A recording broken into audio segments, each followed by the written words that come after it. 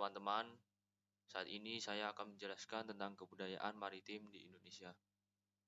Yang pertama itu, apa saja sih potensi maritim di Indonesia? Yang pertama itu ada SDA laut. Contohnya seperti ikan, minyak bumi, gas alam, dan mineral. Lalu yang kedua itu adalah pelabuhan. Baik itu digunakan sebagai transportasi ataupun perdagangan. Lalu yang ketiga itu adalah pariwisata laut. Contohnya seperti pantai dan terumbu karang. Lalu, apa saja sih hasil kebudayaan maritim di masa lalu? Yang pertama adalah perahu tradisional. Salah satu contoh perahu tradisional yang berasal dari Indonesia adalah perahu pinisi atau kapal pinisi. Nah, kapal ini digerakkan oleh angin menggunakan layar ataupun dayung. Biasanya perahu ini digunakan dalam aktivitas perdagangan, penjelajahan, dan menangkap ikan. Perahu-perahu ini memiliki desain yang unik dan efektif untuk mengarungi perairan di Indonesia.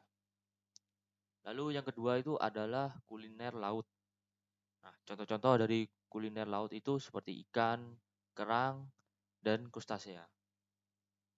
Nah, yang ketiga itu ada cerita rakyat dan mitos. Cerita rakyat dan mitos ini melibatkan makhluk-makhluk laut atau dewa-dewi pelindung laut yang menjadi bagian penting dari warisan budaya.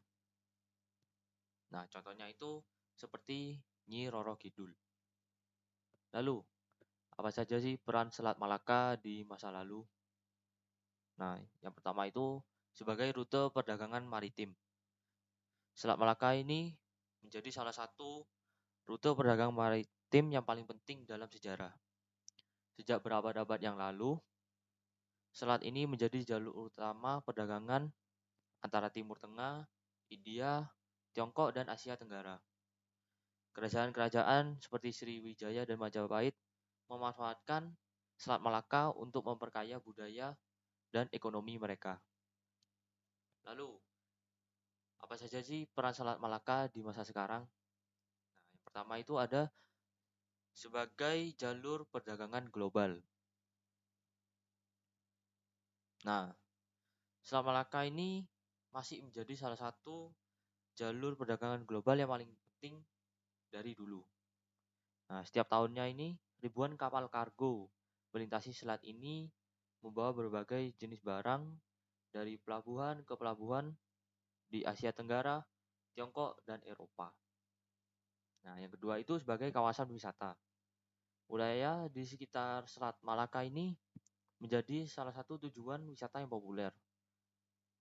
Nah, di sana itu terdapat pesisir-pesisir yang indah, pulau-pulau tropis, dan keanekaragaman hayati laut yang menjadi tempat ini yang menjadikan Selat Malaka ini sebagai destinasi ekowisata dan rekreasi.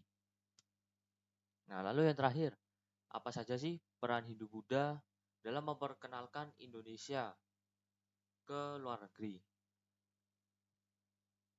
Yang pertama itu mengembangkan bahasa dan sastra. Nah, aksara dan tulisan yang digunakan dalam agama Hindu dan Buddha itu membantu dalam pengembangan bahasa dan sastra di Indonesia. Naskah-naskah kuno seperti Nagara Kertagama dari Kerajaan Majapahit itu memberikan wawasan tentang kehidupan dan budaya pada masa itu. Lalu yang kedua itu adalah hubungan perdagangan.